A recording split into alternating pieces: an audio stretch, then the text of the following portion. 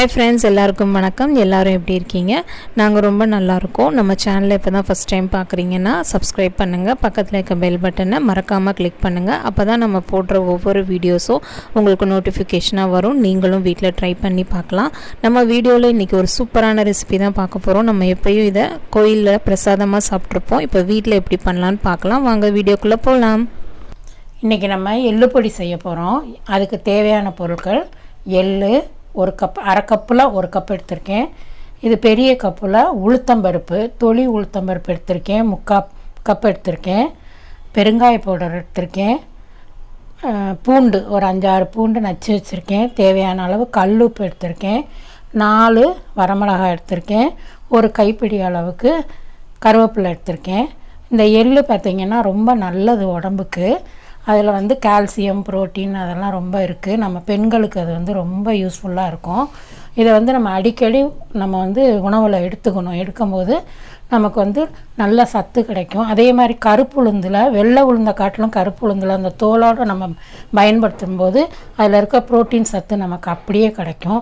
அதனால் இன்றைக்கி எள்ளு கூட நான் கருப்பு உளுந்து சேர்ந்து பொடி செய்கிறேன். வாங்க பார்க்கலாம் எப்படி செய்யலான்னு. நான் அடுப்பில் ஒரு பேன் வச்சுருக்கேன். நம்ம எடுத்து வச்ச கருப்பு உளுந்தை இதில் நல்லா செவக்க வறுத்துக்கலாம்.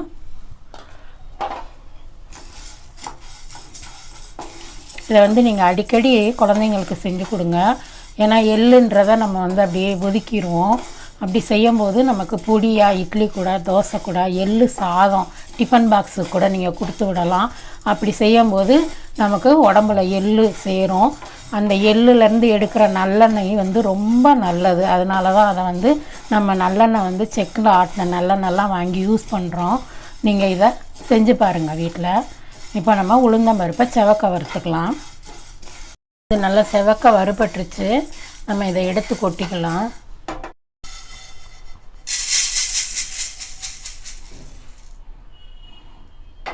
அதே பேன் வச்சுருக்கேன். பேன் நல்லா சூடாக இருக்குது. நான் இப்போ எள்ளு போடுறேன். போட்டு லேசாக சிம்மில் வச்சு லேசாக வைத்தோடனே அது பொரிய ஆரம்பிச்சிடும். அப்போ நிப்பாட்டிடணும், கருக விடக்கூடாது.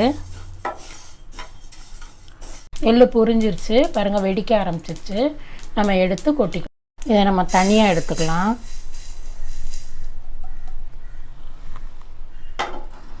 காஞ்ச மிளகா போடுறேன்.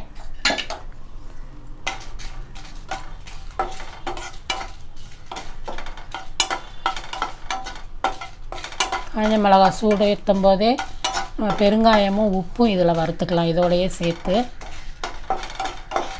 உப்பு எல்லா பொடியிலையுமே வறுத்து சேர்த்தோம்னா கொஞ்சம் நாளைக்கு கெடாமல் இருக்கும். பச்சை உப்பு சேர்க்கும் போது அதில் ஈரத்தன்மை இருக்கும். அதனால் பொடி கெட்டு போயிடும். அதனால தான் நான் எல்லா பொடியிலையுமே வறுத்து சேர்த்துக்கிறேன். நான் இப்போ பெருங்காய பொடி போடுறேன். அடுப்பை ஆஃப் பண்ணிடுறேன்.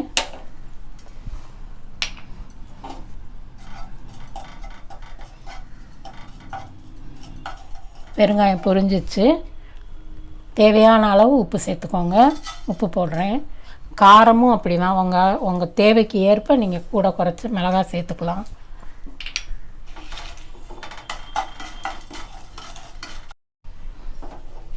மிளகாய், உப்பு, பெருங்காயம் வறுபட்டுருச்சு. நம்ம எடுத்து இதோட சேர்த்துக்கலாம். இப்போ ஒரு கைப்பிடி அளவுக்கு கருவேப்பிலை சேர்க்குறேன். கருவேப்பிலை இரும்பு சத்து ஜாஸ்தி இருக்குது. எல்லா பொடியிலையுமே கருவேப்பிலை சேர்த்து செய்யலாம். இட்லி பொடியில் கூட சேர்த்துக்கலாம். நம்ம பிள்ளைங்க கருவேப்பிலையை நம்ம சாம்பார், ரசம் அதிலெல்லாம் சேர்த்து கொடுக்கும்போது சாப்பிட மாட்டாங்க. அதை அப்படியே எடுத்து வெளியில் வச்சுருவாங்க. இப்படி அவங்களுக்கே தெரியாமல் இந்த பொடி வகைகளில் எல்லாத்துலேயும் நம்ம சட்னியில் இதெல்லாம் சேர்த்து செஞ்சோம்னா அது அவங்களுக்கே தெரியாமல் அந்த சத்து உள்ளே போகும். இந்த மாதிரி செஞ்சு பாருங்கள். பாருங்கள், கருவேப்பிலை இந்த அளவுக்கு நல்லா பொடிகிற அளவுக்கு பொரிச்சிட்டேன். இதை எடுத்து கொட்டிக்கலாம்.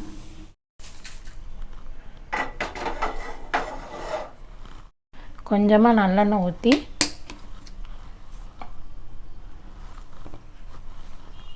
நம்ம இடித்து வச்ச பூண்டு இதில் போட்டுக்கலாம். பூண்டு ஆப்ஷனல் தான், உங்களுக்கு வேணும்னா போட்டுக்கோங்க. எங்களுக்கு அது ரொம்ப பிடிக்கும். பருப்பு சாப்பிட்றதுனால அந்த பொடியில் பூண்டு இருந்தால் நல்லாயிருக்கும் அப்படின்றதுனால நான் எல்லாத்துலேயுமே பூண்டு போடுறேன். உங்களுக்கு வேணும்னா போட்டுக்கோங்க, இல்லைன்னா ஸ்கிப் பண்ணிக்கோங்க. இது இல்லாமே அந்த பொடி நல்லாயிருக்கும். எங்களுக்காக நான் இதை சேர்த்துக்கிறேன். நான் இதையும் நல்லா செவக்க வறுத்துட்டு நம்ம அதோட சேர்த்துக்கலாம். நம்ம பூண்டு வறுபட்டுருச்சு, எடுத்து கொட்டிக்கலாம். இதை ஆற வச்சு நம்ம மிக்ஸி ஜாரில் சேர்த்து பொடிச்சுக்கலாம். இது நல்லா ஆறிச்சு, நம்ம இப்போ மிக்ஸி ஜாரில் சேர்த்துக்கலாம்.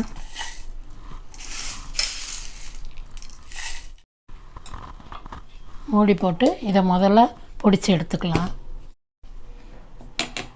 இதை அரைச்சி எடுத்துட்டோம். எள்ளு போட்டுக்குவோம். இப்போ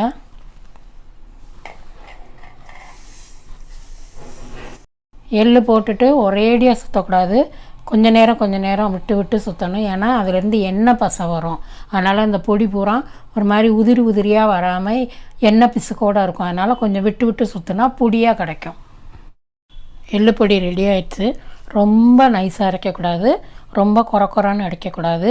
இந்த மாதிரி இருந்துச்சுன்னா நமக்கு இட்லி தோசைக்கும் நல்லாயிருக்கும், எள்ளு சாதத்துக்கும் இது போடுறதுக்கு நல்லாயிருக்கும்.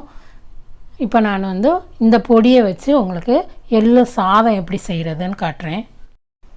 எள்ளு சாதத்துக்கு சாதம் வடித்து நல்லா இப்படி உதிரியாக இருக்கிற மாதிரி வடித்து நான் ஒரு பாத்திரத்தில் ஆற வச்சுருக்கேன்.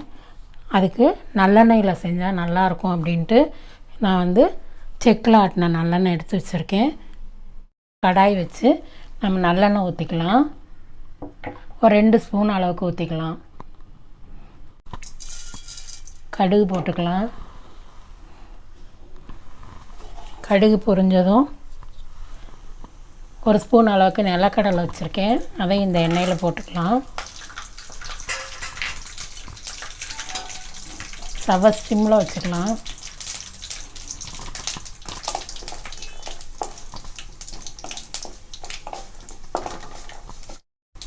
இப்போ முந்திரி பருப்பு 2ஆக உடச்சி வச்சுருக்கேன், அதையும் இதில் சேர்த்துக்கலாம்.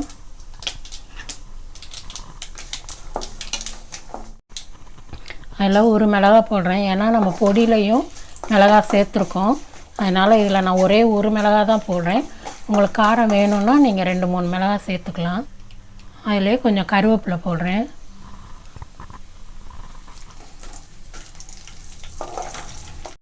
எல்லாம் நல்லா பொரிஞ்சிருச்சு. இப்போ நம்ம ஆற வச்ச சாதம் எடுத்து போட்டுக்கலாம். சாதம் நல்லா உதிரியாக இருக்கணும், அப்போ தான் இந்த சாதத்துக்கு நல்லாயிருக்கும்.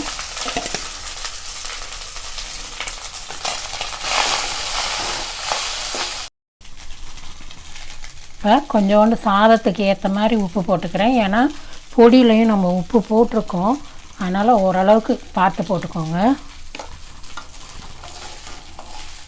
இது நல்லா ஒரு தடவை கிண்டி விட்டுட்டு இதில் நம்ம பொடி போடலாம். இதில் நான் இப்போ நம்ம அரைச்சி வச்ச எள்ளு பொடி 3 ஸ்பூன் போடுறேன். நீங்கள் உங்கள் தேவைக்கு ஏற்ப, அந்த சாதத்துக்கு ஏற்ப நீங்கள் அதை யூஸ் பண்ணிக்கோங்க.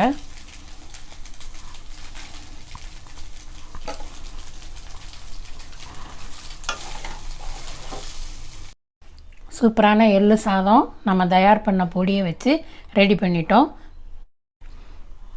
எடுத்து காட்டுறேன் பாருங்கள். நல்ல உதிரியாக டேஸ்டான ஒரு எள்ளு சாதம் ரெடியாக இருக்குது. இதை நம்ம சனீஸ்வர பகவானுக்கு பிரசாதமாக கூட நம்ம கொடுக்கலாம்.